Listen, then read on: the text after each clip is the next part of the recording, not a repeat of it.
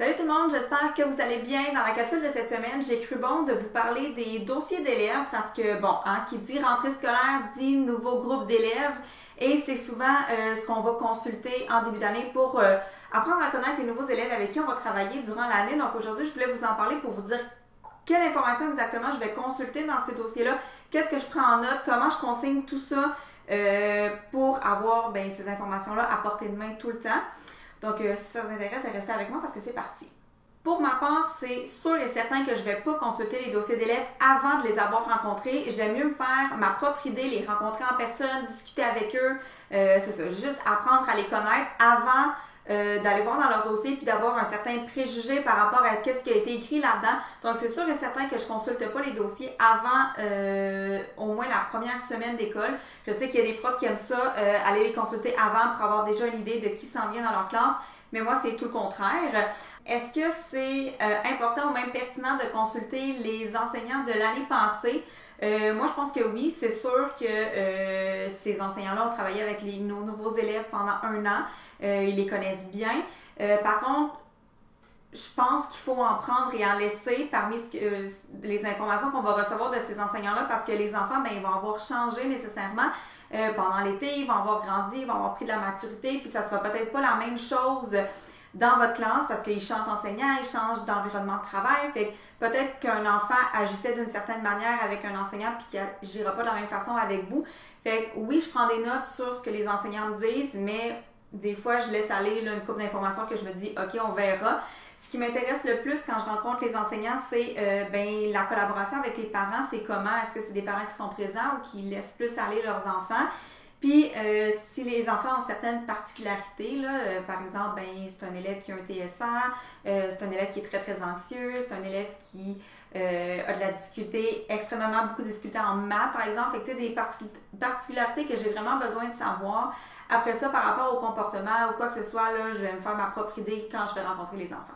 Pour ce qui est des informations que je vais aller consulter dans les dossiers des enfants, évidemment, la première chose, c'est les notes de l'an passé. Donc, je vais sortir dans les dossiers les notes de toutes les matières, donc mathématiques, raisonner, résoudre, français, écriture, lecture, communication orale, univers social, ECR et sciences. Je vais tout noter ça sur ma feuille. Dans le fond, je me fais une grille là, de classes, là, une liste de classes. Puis, à côté du nom de l'enfant, je vais mettre toutes les notes qu'il y a eu au sommaire de son année précédente. Puis, je vais aussi noter le nom de l'enseignant qui l'a eu l'année passée pour pouvoir me référer si jamais j'ai des questions ou des informations qui me manquent que je voudrais savoir par rapport à l'enfant. Comme ça me donne une meilleure idée de qui est fort, moyen, faible. Fait que je sais déjà sur quoi je dois travailler dès le début de l'année. Si c'est un enfant qui a coulé en mathématiques, je vais miser là-dessus dans mes premières récupérations ou en français ou quoi que ce soit. Si c'est un enfant qui est vraiment fort, je vais déjà avoir une petite idée puis savoir qu'il va falloir que je lui donne des défis supplémentaires. Par contre, il faut faire attention parce que moi, je suis en début de cycle, donc la 5e année, c'est la première année du 3e cycle.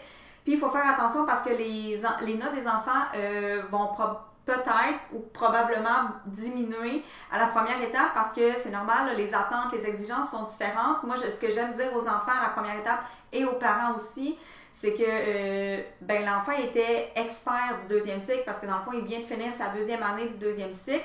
Puis là, il arrive à sa première année du 3e cycle. Fait il y a beaucoup de notions à rajouter, beaucoup d'exigences qui changent. Fait que c'est normal qu'à la première étape, les résultats baissent un tout petit peu.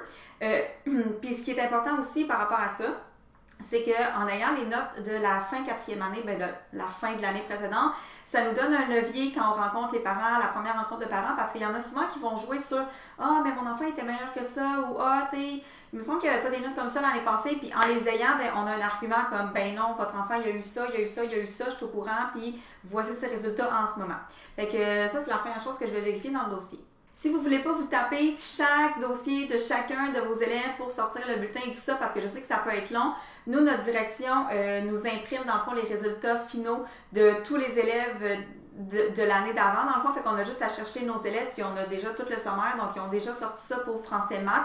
Maintenant, ce qu'il me reste à faire comme travail, c'est d'aller chercher sciences, univers social, ECR. Mais je pense que c'est au niveau de l'organisation scolaire, là, il y a quelqu'un qui a accès à ces listes-là avec tous les résultats qui peuvent être imprimés d'un coup. Ce que j'aime aussi vérifier dans le dossier, c'est lesquels de mes élèves ont des plans d'intervention. Donc, je vais noter si l'élève en a un ou en a pas. Je vais noter aussi les objectifs qui avaient été mis en place pour ces enfants-là, puis tous les moyens aussi. Est-ce qu'il y a du tiers de temps de plus? Est-ce qu'il y a le droit à WorldQ? Est-ce qu'il y a le droit à un objet sensoriel? Et tout ça. Je vais tout noter ça dans un document. Normalement, je fais ça à l'ordinateur. J'emmène mon laptop dans le bureau de la secrétaire. Je m'installe puis je prends tout ça en note. Et je vais vérifier aussi si les objectifs ont été atteints ou bien s'ils sont à poursuivre avec moi cette année pour m'aider à faire le nouveau plan d'intervention pour cette année dans le fond.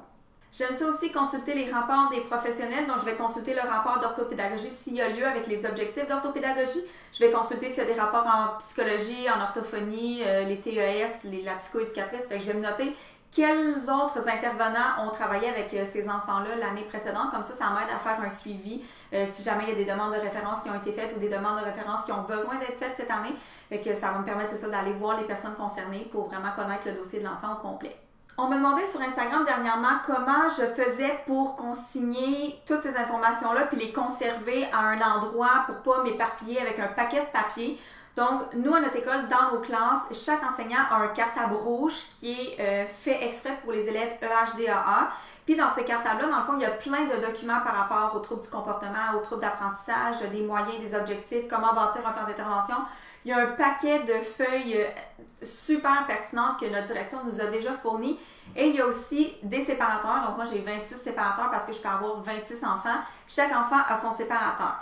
Qu'est-ce que je mets là-dedans? Bien évidemment que je vais mettre les photocopies de rapports de spécialistes, je vais mettre la photocopie du plan d'intervention, je vais mettre un petit peu de feuilles lignées pour noter des observations que je fais là, spontanément en classe.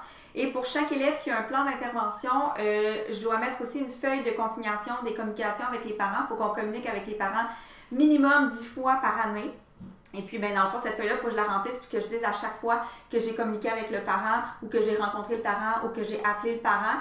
C'est ça, pour faire le suivi avec l'enfant, dans le fond. Fait que c'est ça que je mets dans le cartable qui est dans ma classe en tout temps. Comme ça, j'ai toutes les informations à portée de main, genre dans mon armoire à côté.